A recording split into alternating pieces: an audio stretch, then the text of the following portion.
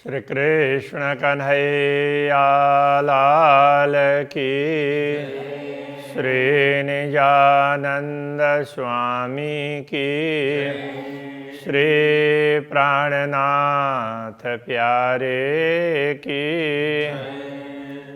दिल में तू पाइए मंगाइए पण तू मुंजी रूह के गालियों जे मिठियो सुनाइए मुँह जे मिठियों सुनाइए मों।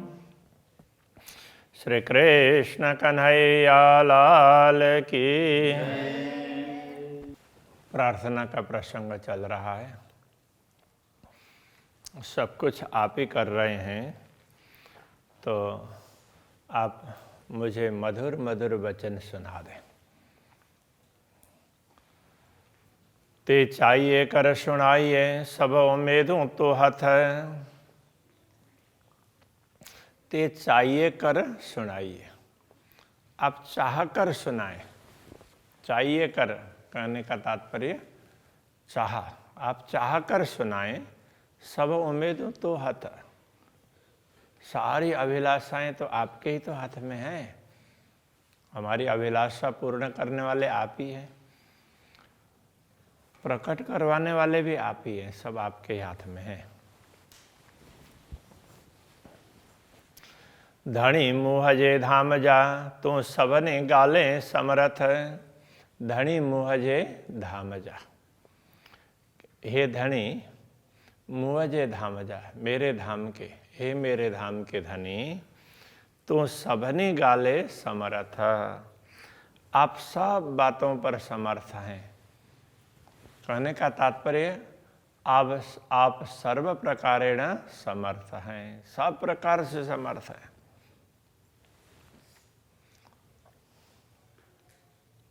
मुँह चायो भू आसमान बीच, आऊँ हे कली आइया। तो मुँह चायो, अब अपनी बात कह रहे हैं। मैंने आपको कहा भू आसमान बीच, भूमि और आकाश के बीच में आऊँ हे कली आइया। आऊँ का अर्थ मैं, हे कली अकेली आइया हूँ। मैंने आपको कहा कि मैं नीचे भूमि और ऊपर आसमान में अकेली ही हूँ, तो उसके लिए स्पष्टीकरण दे रहे हैं। हाँ, मैं ऐसे अकेली तो हूँ ही। जी न अच्छे दिल में खतरों से माधाई थी लैया।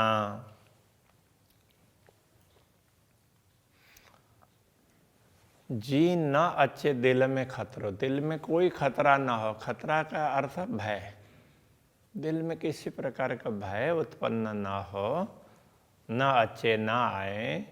तो इस प्रकार हाँ से माधाई थी लैया। तो वो माधाई थी, माधा आगे, अब माधाई थी कहेंगे तो यहाँ पर पहले से ही लैया। तो पहले से ही मैं ध्यान रख रही, पहले से ले रही हूँ। तो कहने का तात्पर्य यह है कि मैंने आपको कहा कि मैं अकेली हूँ,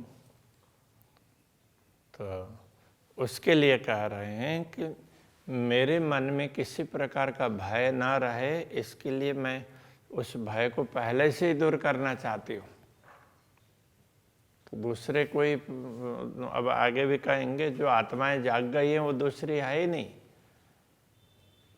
तो इसलिए आप ही हैं, बस आपको ही सब कुछ करना है, दूसरा तो कोई है ही नहीं।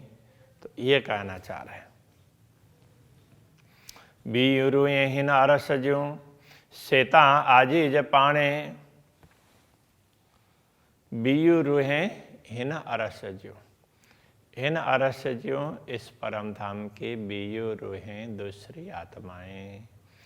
अब यहाँ बार बार इस परम धाम की आती है ना, तो परम धाम के भाव से कह रहे हैं, मैं धाम में हूँ, इस भाव से कह रहे हैं। इसलिए तो मूल मिलाव में राज्य के समक्ष तो स्वयं को मान करके कह रहे हैं कि हम आपके सामने और एक तरफ हम कहाँ कितने दूर उसमें हो रहे हैं। तो ऐसे अखंड दिव्य धाम की आत्माएं तो दूसरी आत्माएं, यह कहने का तात्पर्य दिव्य परम धाम की दूसरी आत्माएं उनकी क्या स्थिति है। मुझे तो अकेलेपन का अनुभव हो रहा है। तो कह रहे हैं शेता आजीज पाणे, शेता वे तो पाणे स्वयं आजीज असहाय हैं। तो स्वयं को असहाय समझ रही है, किसको क्या करे कुछ उनको पता ही नहीं है। तो इस प्रकार से असहाय, हाँ, उनको स्वयं के विषय में भी पता नहीं है, धामधनी के विषय में भी पता नहीं है। इसलिए हे मंज रुअन रातों डिया, रूहन और रुअन दोनों में फर्क है, हाँ, ये ध्यान रखना। अब यहाँ रूहन तो कम ही आएगा सिंधी में, तो दूसरी जगह पर रोहन कहीं आया हो। तो ये रुअन है, ये रोने अर्थ में है। हे मंज रुअन रातों डिया, हे मंज मतलब इसमें, यहाँ इस दुनिया में, हे इस मंज बीच में, तो इस खेल के बीच में, इस दुनिया में रातों डिया रुअन, रात दिन रो रही हैं वो आत्माएं। मुंजी रूहड़ी थी जाने, अब ये थी जाने, तो ये रूहड़ी और थी हो सकता है वो एक साथ में, उसमें वो प्रिंटिंग मिस्टेक है, उसमें स्पेस होना चाहिए। तो ये मुंजी रूहड़ी जाने थी, ऐसा है। मुंजी रूहड़ी मेरी आत्मा जाने थी, जानती है। अब यहाँ पाणे और जाने प्रास मिलाना है ना, इसलिए थी को पहले रख दिया। ऐसा होता है जब कोई भी श्लोक बनाते हैं, संस्कृत में भी श्लोक में ऐसे ही आगे पीछे होता है। तो इसी प्रकार दूसरी भाषाओं में भी, कुछ भाषाओं में होता है, तो सिंधी में भी होता होगा।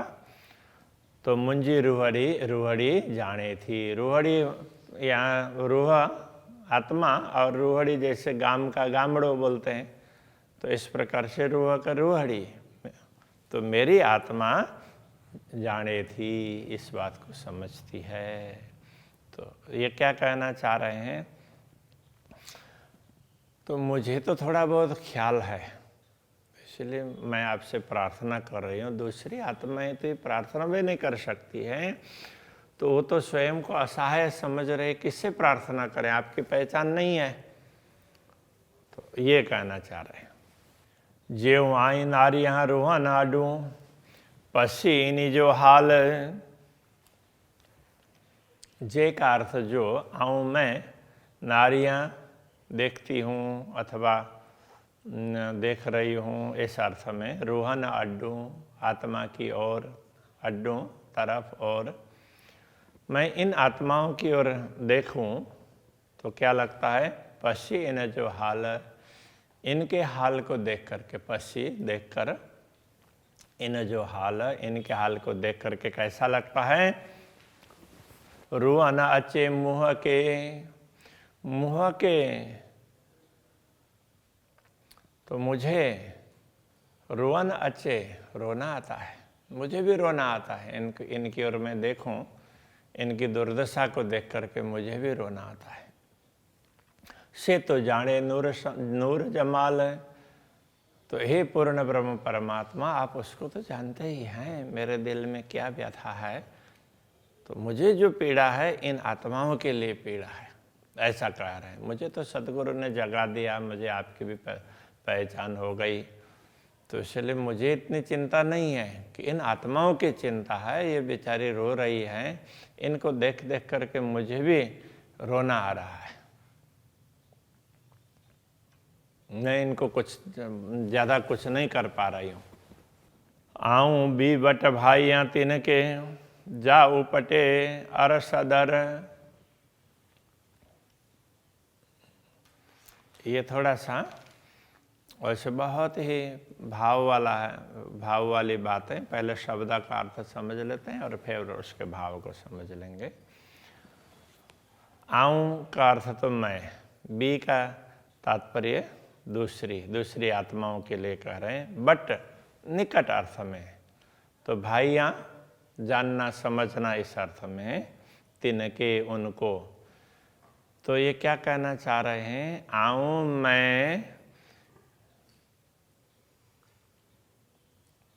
बी उन दूसरी आत्माओं को,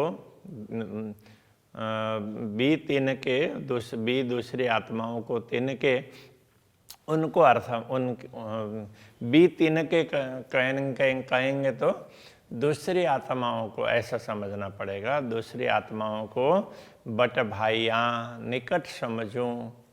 तो कब समझूं, तो यदि मैं इन सब आत्माओं को निकट समझूं तो मैं कब समझ सकती हूँ। अभी आत्मा भाव से कह रहे हैं, तो कहते हैं जा उपटे अरस द्वार, यदि ये परमधाम के द्वार खोलते ना तो कहने का तात्पर्य, तो जो आत्मा जागृत हो जाती है तो उनको तो धाम के द्वार खुले देखते हैं। यदि ये जागृत हो जाती तो मैं उनको मेरे निकट, मेरे पास में ही समझती, दूर नहीं समझती, दूसरी नहीं समझती। कांद लाड पारन ज्यों मुके दे खबर, कांद लाड पारन ज्यों, कांद का तात्पर्य ये प्रियतम धनी परमात्मा स्वामी इस अर्थ में। कांद के लाड पारन ज्यों, लाड पूरा करने के लिए, मुके दे खबर, तो मुझे खबर दें, मुझे समाचार दें। अब इसको क्या समझना चाहिए, जो ब्रह्म आत्माएं जागृत होकर के परमधाम का द्वार खुला हुआ देखती है, उनको तो मैं दूर समझता ही नहीं हूँ, वो तो मेरे पास में ही हैं, ऐसा समझता हूँ। दूसरी बात कि ये क्यों, तो आपके लाड़ को, आप प्रेम का महत्व समझाना चाह रहे हैं, इसलिए दुनिया दिखाई ना। तो आपके लाड़ को पूर्ण करने के लिए, आप प्रेम दिखाना चाहते हैं, उसको पूर्ण करने के लिए तो वो मुके दे खबर, मुझे समाचार दे। मतलब हम भी जागृत हो गए, वो परमधाम का, अरे हम तो कहाँ दुनिया में भूल गए थे, इस तरह से वो मुझे बता दें, उनको भी परमधाम का ख्याल आ जाए। तो मैं उनको निकट समझूँ ना, ये कहना चाह रहे हैं। जो आत्माएं जागृत हो जाती है वो तो दूर होती नहीं है, वो तो राज्य के भी समक्ष समझती है, और दूसरी आत्माएं भी उनको समक्ष ही दिखाई देती है। परमधाम में, मूल मिलाव में, राज्य के चरणों में बैठे हैं, ऐसा अनुभव करती है। तो ये आत्माएं दूसरी, उनको दूसरी मैं इसलिए कह रहा हूँ, वो अपने आप को दूर समझ रही है। तो जैसे वो जागृत हो जाएंगे तो मुझे ये लगेगा कि हाँ, कि आप जो प्रेम समझाना चाह रहे थे उस बात को उन्होंने समझ लिया, आपके प्रेम को उन्होंने समझ लिया, अब जागृत हो गई है। अब दूसरा भाव भी समझा रहे हैं यहाँ, दूसरे चौपाई में दूसरे तरीके से समझा रहे हैं। ताकि चुआ बीत इनके जे मुँह अड्डा पसी रोए। त का अर्थ तो की, क्यों अथवा कैसे, चुआ कहूँ, बी तिनके, बी दूसरे तिनके उनको, उन आत्माओं को दूसरी मैं कैसे कहूँ, जे मुँह अड्डा मेरी ओर पसी देखकर रो रही है, मेरी ओर देखकर रो रही है। कहने का तात्पर्य, तो मेरे से वो अपेक्षा रख रही है, ये जगा दे। जो आत्माएं मेरी ओर देख करके रो रही है, तो उनको मैं दूसरी भी कैसे कहूँ। जिनको कुछ पता ही नहीं है तो उनके लिए तो दूसरे कह सकते हैं, किंतु वो मुझे जगाने के लिए मुझसे वो जगाने की अपेक्षा रख रही है, तो उनको मैं दूसरी भी कैसे कहूँ जो मेरी ओर देख करके रो रही है। ये कहने का तात्पर्य ये है, हाँ, मेरी ओर देख कर रो रही है, वो दूसरी, उनको दूसरी कैसे कहूँ, तो वो मुझसे अपेक्षा रख रही है, तो इसलिए मुझे तो उनको अपनी समझ करके जगाना पड़ेगा। तो चुआ थी हे कली मुँह बट भी न कोय, इसलिए मैं कह रही हूँ तो चुआ थी तभी मैं कहती हूँ हे कली अकेली, मैं अकेली हूँ, क्योंकि ये तो मेरी हैं, इनको पता नहीं है, ये तो मेरी है, मेरी ओर राह देख करके बैठी है, दूसरी नहीं है। मुँह बट भी न कोय, मुँह बट मेरे पास, भी न कोई, दूसरी कोई भी नहीं है, सब मेरी है। अब ये कौन कह रहा है? तो ये तो श्यामा जी ऐसा कह सकती है ना, दूसरी आत्माएं नहीं है तो मेरे ही अंग में है ना।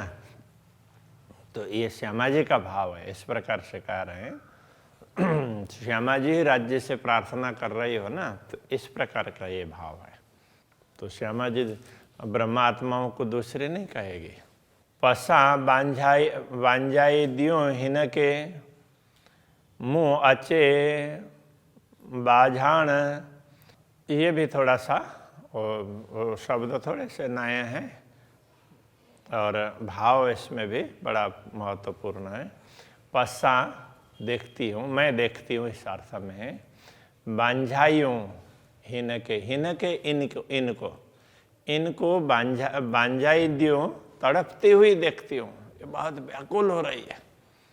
तो इनको व्याकुल होती हुई देख करके मुँह अचे बाझाण, तो मुँह अचे मुझे भी आता है, बाझाण तड़पन मुझे भी तड़प होती है। इनको तड़पती हुई देख करके, इनको व्याकुल देख करके मुझे भी व्याकुलता आती है, ये कहना चाह रहे हैं। ईदर ओढ़ी कांध अड्डू, थेयम बदंती बदंदी ताण, थेयम बदंदी ताण, ईदर ओढ़ी कांध अड्डू। अब कांध ये उसमें स्वामी प्रियतम धनी इस अर्थ में। तो हे कांध, हे प्रियतम धनी, ई दर ओढ़ो, इस द्वार, आपके द्वार की दर ओढ़ी, ओढ़ी का तात्पर्य और तरफ, तो आपके द्वार के तरफ आते हुए थेयम बदंदी ताण, तो मैं थेयम होती हूँ, बदंती बंधी हुई, ताण बंद खिंची हुई। तो ये कहने का तात्पर्य यह है कि मुझे आपकी ओर आते हुए इनका खिंचाव बना रहता, ये मुझे खींच रही है, तो इस तरह से ये बांध करके इनके साथ मेरा लगाव है और वो बंधा हुआ है और मैं खींची हुई हूँ ऐसा लगता है, इसलिए मैं आपकी ओर भी आ नहीं सकती हूँ, मैं आपके चरणों में पूर्ण रूप से जागृत भी नहीं हो सकती हूँ इनको छोड़ करके। तो इनका खिंचाव है, मुझे बांध करके तान रहा है ऐसा लगता है, ये कहना चाह रहे हैं। तो अभी यहीं रखते हैं। श्री कृष्ण कन्हैया लाल की। थेयमा बदंदी ताण,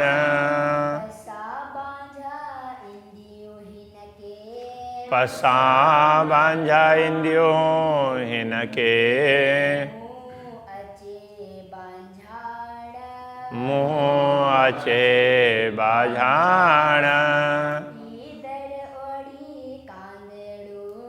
ईदर ओढ़ी कांध अडू,